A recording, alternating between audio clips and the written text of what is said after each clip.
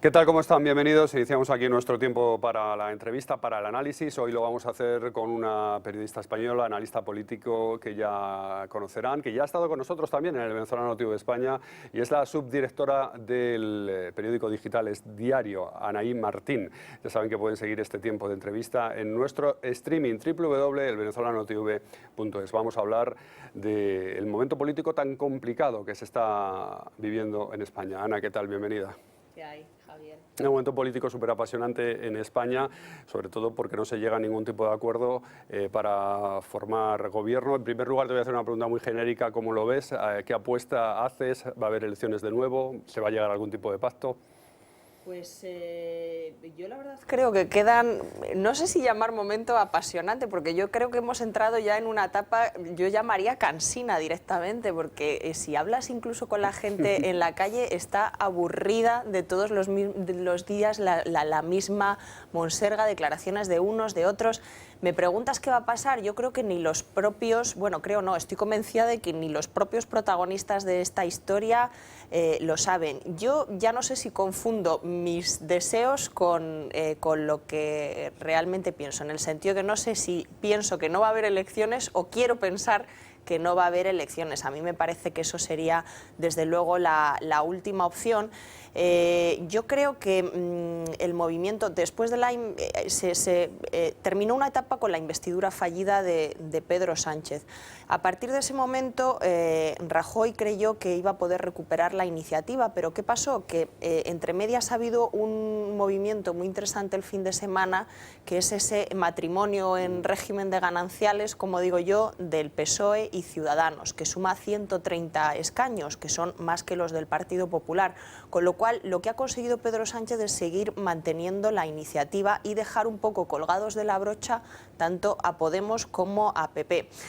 ¿Qué creo que puede pasar? A mí me parece que una abstención de Podemos es impensable y me parece que según avancen las fechas la presión va a ser feroz, brutal, para que sea el PP el partido que se abstenga. Presión de la Unión Europea, presión de la opinión pública y de la opinión publicada, presión de los poderes económicos de este país, y algunos creen ver incluso una presión de la jefatura del Estado. Exacto. Queda mucho tiempo. De momento lo que estamos viendo es un poco postelectoral de unos y otros, porque tampoco nadie quiere responsabilizarse de lo que supondría para España ir a unas nuevas elecciones, que al fin y al cabo no deja de ser un fracaso en la interpretación de lo que han dicho los ciudadanos, que al final les han dicho: ustedes, nosotros hemos votado lo que hemos querido, son ustedes los que tienen que ponerse de acuerdo, que para eso les pagamos y para eso les elegimos nuestros representantes. Así que desde luego no creo que nadie pueda sacar pecho por abocar al país a unas elecciones. Pero hablabas tú de la abstención del PP, Ana. Claro, produce un cierto desgarro en un partido que ha ganado las elecciones. Por supuesto. Es decir, ahora yo tengo que votar, o por qué tengo que votar a un candidato de un partido que está en segunda posición. Yo no digo que lo vaya a hacer, Javier, digo que la presión va a ser brutal. Yo creo que la tesis mantenida, el argumento mantenido por Rajoy y su partido hasta ahora ha sido muy lícito, efectivamente. El PP ganó las elecciones con una amplia ventaja sobre el segundo, además. ¿Por qué tengo yo que facilitar un gobierno que no encabece yo? ¿Por qué tengo que conformarme con ir a la oposición? Y eso es así, pero me refiero que 2 meses dan todavía para mucho y bueno, pues no se sabe si al final el PP aguantará esa presión o decidirá también por su en beneficio propio, porque yo no creo que el PP vaya a salir beneficiado de unas nuevas elecciones, sino que sería de los partidos más perjudicados. Están todos los partidos mirando sondeos y mirando encuestas a ver si les conviene formar gobierno, pactar, provocar unas elecciones repetidas. Lo que no hay aún, bueno, está sacando la prensa, por supuesto, pero lo que no se ha empezado aún, a mí por lo que me cuentan, es hacer encuestas internas, que de esas también habrá y pueden condicionar los movimientos de los partidos. Por supuesto que pueden condicionar, porque hace no mucho se hablaba de que a Podemos le interesaba muy mucho ir a unas elecciones, porque la anterior vez se quedó a 300.000 votos del PSOE y está convencido de que esta vez puede pasar al PSOE y erigirse como el partido principal de la izquierda, pero ahora no está tan claro por los problemas que está teniendo con las confluencias consecuencias, los problemas internos y aparte ese enrocamiento que no se sabe muy bien si hasta qué punto penalizará el electorado de Podemos. Pues tú date cuenta que Podemos tiene en su mano la posibilidad de facilitar un cambio en el gobierno, que se marche lo que ha sido el centro derecha, las políticas que ellos han criticado durante estos 4 años y que por otra parte les han hecho subir como la espuma. El electorado es que al final no puedes saber con seguridad por dónde va a caminar, aunque todos crean saber y todos crean estar en lo cierto sobre la interpretación que hacen de lo que piensa la gente. A mí me hace mucha gracia porque tú oyes hablar a unos y a otros por boca de los españoles. ¿Y qué saben ellos lo que quieren? Si, bueno, ya lo expresaron en las urnas. ¿Y ahora qué? Podemos está afrontando, ahora que hablabas de Podemos, Ana, que a lo mejor el momento más complicado en los últimos días, prácticamente los 2 últimos días, el momento más complicado quizá de su historia, con una desbandada de cargos que están dimitiendo en Madrid porque no están de acuerdo con el líder de Podemos en Madrid, que es una persona muy vinculada a Pablo Iglesias. ¿Qué hay detrás de todo esto? Una lucha, como dicen algunos periódicos, por el control de Podemos entre Pablo Iglesias e Íñigo Errejón. ¿Son tan diferentes Pablo Iglesias e Íñigo Errejón? ¿Es uno el moderado y otro el radical, como se está diciendo? ¿O qué hay detrás como mar de fondo? Yo no creo que sean diferentes. Yo lo que es la eclosión de Podemos distingo de pasar del 15M, del movimiento en la calle, a ser un partido organizado y con representación en las instituciones. Distingo 2 partes, 2 crisis, digamos. La primera se produjo cuando mucha de la gente de esa calle, que había empezado con los círculos asamblearios, se dio cuenta de que esos círculos no iban a ninguna parte y que al final se había creado una estructura piramidal donde las opiniones de la base no llegaban arriba, o si llegaban no eran tenidas en cuenta, y eso se produjo hace aproximadamente un año. Ya hubo mucha gente que entonces se desencantó con el movimiento, y ahora estamos hablando de otra cosa, porque son cargos orgánicos del partido, no estamos hablando de bases, de simples militantes rasos, sino que es gente que tiene responsabilidades. A mí me hace mucha gracia cuando ellos dicen, no, es que nosotros, como somos más demócratas que nadie y más transparentes que nadie, pues entonces por eso se está viendo que tenemos diferencias. Vamos a ver, es verdad que diferencias hay de criterio, hay en todos los partidos. Unos lo expresan en público, otros se lo expresan a la prensa por lo bajo, para que digamos en fuentes o sea que yo no creo, no creo que esto luego pueda traducirse en que le pase mucha factura en las urnas, más allá del revuelo interno. Y me explico por qué. Por ejemplo, en las elecciones generales, un mes antes de esas elecciones, la cúpula de Podemos en el País Vasco dimitió en pleno por injerencias en lo que es la confección de las listas electorales. ¿Y qué pasó? Que Podemos fue número 1, fue la fuerza más votada en el País Vasco. Quiero decir que al final el electorado de Podemos no castiga esa división interna que está habiendo, que yo creo que forma parte de los ajustes, y al final en esto sobreviven, es como la ley de la jungla, podríamos decir, sobrevive el más fuerte, y al final pues es un partido, por mucho que nos vendan lo del partido asambleario, yo creo que eso hace mucho tiempo, esa milonga hace mucho tiempo que nos la dejamos de creer. Es un partido totalmente jerarquizado al tipo de los viejos partidos comunistas, al tipo de los viejos partidos. Pablo Iglesias manda y sus decisiones podrán ser rebatidas o no, pero o estás detrás o al lado del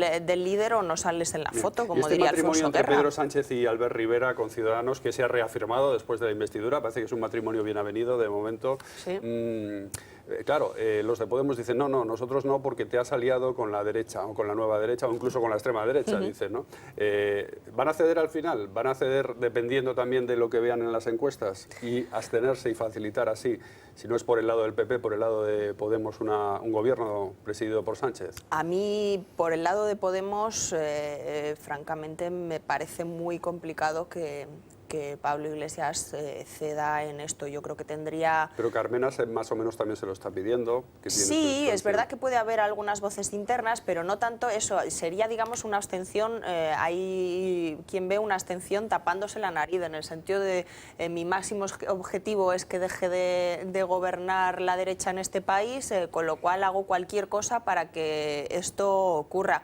Es verdad que esa doble corriente está en Podemos, en ese magma que actualmente se palpa en el partido y que estamos viendo en la división y en según qué dimisiones. Hay dos opiniones: quien piensa que hay que llevar este órdago hasta el final y que no es mejor ir a elecciones nuevas que apoyar un gobierno de Pedro Sánchez y Albert Rivera, y quien piensa que es el mal menor apoyar un gobierno de Pedro Sánchez con tal de que Mariano Rajoy se vaya. Ahora, yo creo, desde luego, Podemos se ha arrogado una representatividad y un papel protagonista que en las últimas semanas se está viendo que ya no tiene, porque él, si recuerdas, Javier, salió un día a decirle a Pedro Sánchez que él no que quería, sino que casi que iba a ser su vicepresidente con Pedro Sánchez asumiendo una presidencia poco menos que honorífica. La gente de Podemos se creyó realmente eso de que iban a gobernar en este país teniendo los 69 diputados que tienen. Entonces las expectativas eran tal que si realmente se quedan al final relegados a un papel en la oposición muy lícito. Se disolverían como un azucarillo, es un partido pensado para... Yo lo que creo es que la frustración, no tanto que se disolverían, pero que la frustración interna va a hacer haría en ese caso que lo que estamos viendo ahora fuera solo la punta del iceberg y que realmente entonces fuera cuando se cuestionara la estrategia adoptada por Pablo Iglesias. Al final él ha elegido un camino, si decide llevarlo hasta el final puede salirle bien, pero también puede salirle mal. Si le sale mal, desde luego la contestación interna va a ser mucha, lo vamos a ver.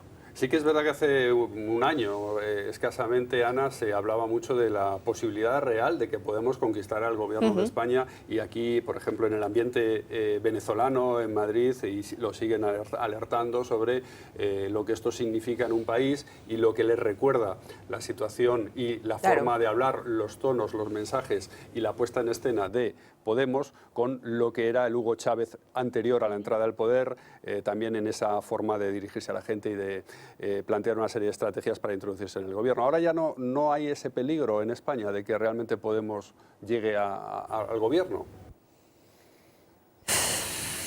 Vaya pregunta más complicada. Si no hay elecciones, yo creo que no. Si nos vemos abocados a unas nuevas elecciones, todo puede pasar. Es que cualquier escenario. Ahora, yo veo ahora a Podemos más lejos del gobierno ahora, si me preguntas, de lo que le veía, por ejemplo, el 21, hace un año o incluso el 21 de diciembre. Porque a la vista está que la estrategia adoptada por Pablo Iglesias de tensar la cuerda con Pedro Sánchez, pues se ha encontrado con que lo que pensaba que era una marioneta en sus manos, al final tiene personalidad propia y ha puesto sus 90 escaños encima de la mesa y le ha dejado relegado a un papel secundario y se ha ido con Albert Rivera. Yo creo que Pablo Iglesias además tiene cierto ataque de cuernos.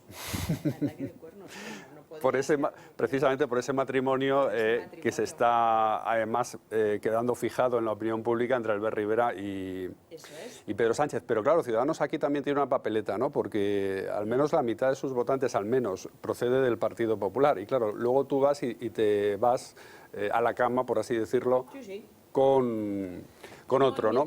Y es arriesgado ese movimiento. ¿Le puede pasar factura si hubiera elecciones repetidas? Yo creo que él está sobrevalorando el plus, la prima, digamos, que da el electorado a un partido que realmente intenta formar gobierno, que hace algo por evitar las elecciones, y por el contrario está infravalorando la coherencia de su propio electorado, en la línea de lo que tú decías, que muchos no le van a perdonar, no le han votado para que apoye a Pedro Sánchez, pero él ha puesto en una balanza una cosa y otra, ha dicho, bueno, a mí me van a premiar por ser el único que realmente está haciendo esfuerzos por poner de acuerdo a los dos principales partidos de este país, pero es que hay otro lado de la balanza, eso lo veríamos. Hombre, entiendo que para hacer un movimiento así tú tienes que conocer muy bien a tu electorado, o al menos creerte que lo conoces. pero desde luego le ha echado valor. Ana, estabas hablando del ataque de cuernos que está sintiendo Podemos con ese matrimonio de conveniencia entre el PSOE y Ciudadanos. Sin embargo, ese matrimonio de conveniencia también le puede costar factura, le puede pasar factura a Ciudadanos, puesto que más de la mitad de sus votantes proceden del Partido Popular, que entenderán muy mal que Ciudadanos esté yendo a la cama, por así decirlo, con otro, ¿no? O con otra. Esto le podría pasar factura en unas elecciones si se repitieran inmediatamente. Claro que le podría pasar factura, Javier. Yo creo que Albert Rivera está sobrevalorando la prima que da el electorado o la prima que podría dar el electorado a un partido que está intentando poner de acuerdo, buscar una solución entre PP y PSOE, pero por otra parte está infravalorando la coherencia y el efecto que puede tener en su electorado, lo decías tú, de centro-derecha, que se haya echado en manos de Pedro Sánchez. Yo desde luego creo que es una maniobra que le ha echado valor, independientemente de que pueda gustarme o no, y que denota que, que cree conocer bien a su electorado, porque si no, no se habría lanzado de esta manera a la piscina. Otra cosa es que lo conozca realmente, cree conocerlo, no sabemos si lo conoce y no sabemos si llegará el caso de que tenga que probar si su teoría estaba en lo cierto o no, si hay nuevas elecciones. Nos queda por hablar de algún otro tema más, de los que están encima de la mesa ahora. Por ejemplo, el papel de Mariano Rajoy. Ha salido en las últimas horas también una polémica protagonizada por un viejo cargo del Partido Popular que fue presidente de Murcia, Alberto Garre, diciendo que el problema del Partido Popular es que Rajoy no se echa a un lado, y el Partido Popular ha salido en tromba en defensa de Mariano Rajoy. ¿Esa es una imagen real de lo que está ocurriendo en el Partido Popular, o en el fondo tenía razón Alberto Garre cuando decía que el problema del Partido Popular, y que así es percibido dentro del Partido Popular, es que Mariano Rajoy no se echa a un lado? No es una imagen.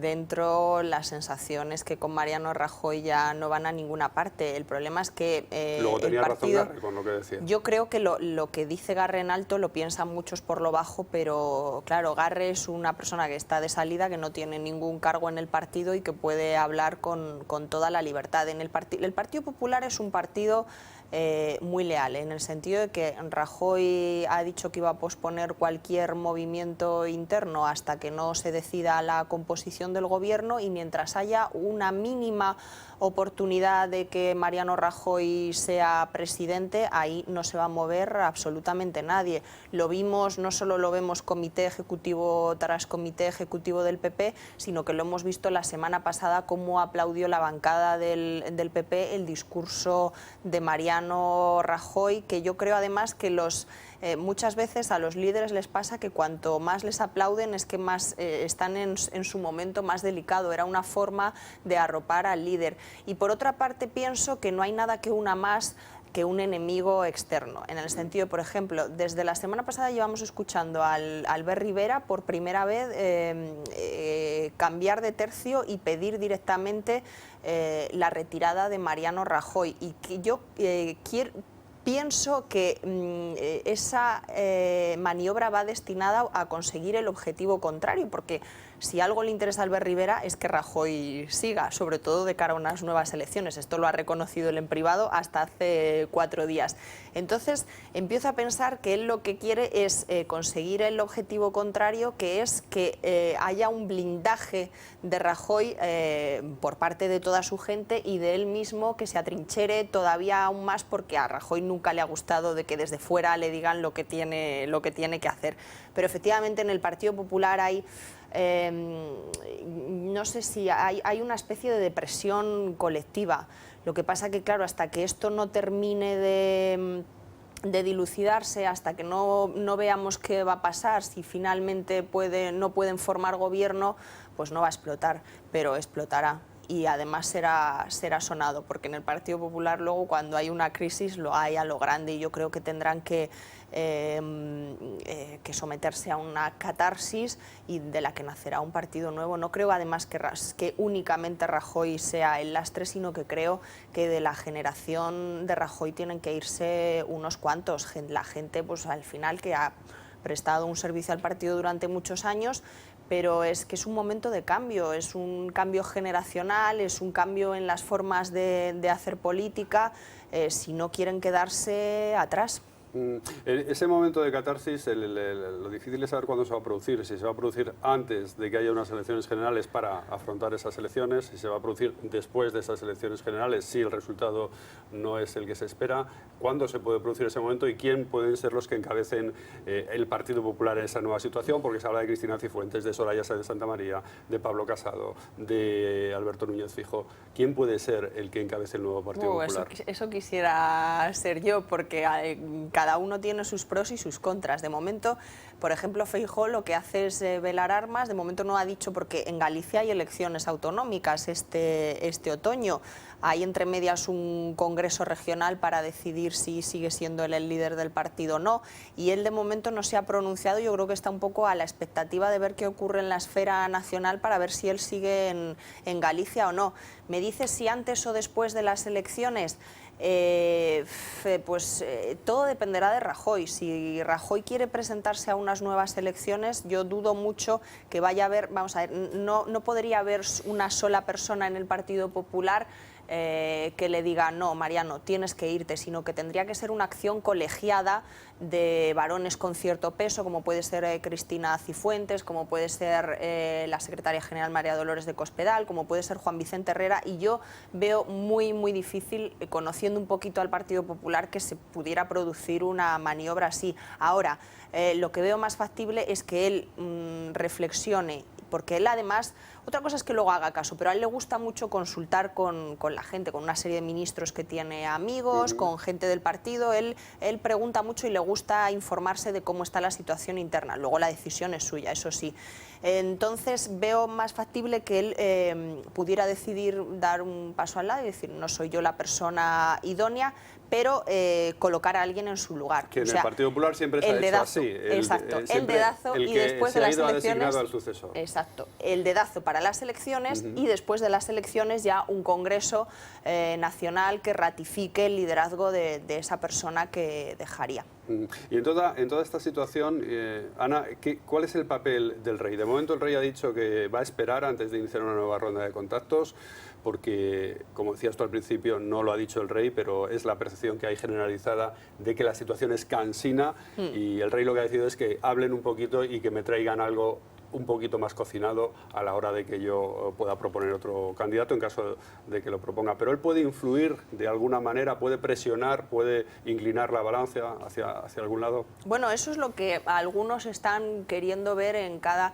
El rey está en un momento muy complicado porque cada cosa que haga o que no haga se interpreta como una especie de toma de partido o trato de favor. Por ejemplo, en el Partido Popular interpretaron como un trato de favor hacia Pedro Sánchez que decidiera, una vez que Rajoy le dijo que él no estaba en disposición de presentarse a una investidura porque no tenía los apoyos, que en vez de dejar vacante ese puesto, digamos, que se lo ofreciera a Pedro Sánchez. Ahí el Partido Popular interpretó eso. En el Partido Socialista, por otra parte, tampoco terminan de fiarse y hay muchos que creen ver que lo que realmente quisiera el rey es un gobierno presidido por Albert Rivera, que sería para él como fue Adolfo Suárez para su padre, ¿no? Yo creo que el rey está muy preocupado. Creo, por lo poquito que nos llega de la hermética Casa Real, que lo último que querría son unas nuevas elecciones y que él lo que sí tenía muy claro es que una vez que se produjera el desenlace de esa primera fase, que fue la investidura fallida de Pedro Sánchez, él sí había avisado a los partidos políticos, ya lo sabían, a nadie le pilló por sorpresa el lunes, que no iba a convocar inmediatamente una ronda de contactos. Él quiere dejar correr el tiempo, quiere ver si hay un acercamiento y no quiere que le utilicen para otra farsa, entre comillas, como la que ha resultado ser la investidura fallida de Pedro Sánchez. Pero que no haya contactos públicos, que no haya esa ronda de reuniones, no quiere decir que no esté habiendo contactos privados con la Casa Real y con el propio Felipe VI, que es una persona a la que le gusta estar informada, que tiene relación habitual no solo con partidos, sino con empresarios. Yo, que esté dando trato de favor, intentando favorecer a unos sobre otros, me cuesta pensarlo, sinceramente. Lo que sí creo es que él, que es un hombre de Estado, como no podía ser menos, que es el jefe del Estado, nada menos, lo que va a intentar de todas las maneras es evitar unas nuevas elecciones, que repito, es que son un fracaso colectivo, no lo veamos como otra cosa. Por cierto, que no sé cómo le puede caer a la monarquía justo en este momento, pues este asunto que está saliendo ahora relacionado con una persona del entorno de amistades de los reyes, Sí. Javier López Madrid, implicado supuestamente en el asunto de las tarjetas Black, y que han aparecido unos correos electrónicos de la reina Leticia en un tono bastante desenfadado, pues mostrando su apoyo, ¿no? O dándole ánimos a este empresario. ¿Se extralimitó ahí la reina un poco en el tono, en la forma de dirigirse a esta persona que está implicada en este asunto? Yo, más que el tono, Javier, que al final no deja de ser el tono que tú o yo podemos emplear con un amigo en un mensaje de teléfono informal, ahí creo que el interés informativo está en el momento en el que se produce ese mensaje, y es días después del estallido del escándalo de las tarjetas Black, en las que López Madrid estaba implicado, era uno de los que gastó mucho dinero, creo que más de 30.000 euros con su tarjeta Black. Ahí sí puedo ver, porque al final es el gesto de solidaridad de una pareja de nada menos que los reyes de España, que por entonces ya lo eran, porque hablamos, creo recordar que es octubre de 2014, sí, 2-3 meses después de que Felipe VI asumiera la jefatura del Estado. Y por ahí sí que es lo que he visto, no tanto el tono de la reina, el tono de colegueo, que utilice una expresión como mierda, sino pues que, claro, que según qué amistades, hablábamos siempre de las amistades peligrosas de Juan Carlos, pero esta amistad desde luego no ayuda, aunque Zarzuela ayer hizo lo único que podía hacer, que es dejar meridianamente claro que esa relación de amistad que existía con el empresario y yerno de Villar Mir ya no existe a día de hoy. Pues Anaí Martín, su directora de Es Diario, muchas gracias como siempre por estar con nosotros analizando la actualidad, y hasta otra. Gracias. Hasta otra. Bueno, pues esta ha sido la entrevista muy interesante, como siempre, con Anaí Martín, es la subdirectora, como digo, del periódico digital Es Diario, periodista y analista política en España. Y ya saben que pueden seguir este tiempo de entrevista y toda nuestra programación a través de nuestro streaming www.elvenezolanotv.es. No se vayan, porque ahora volvemos con las noticias. Hasta ahora.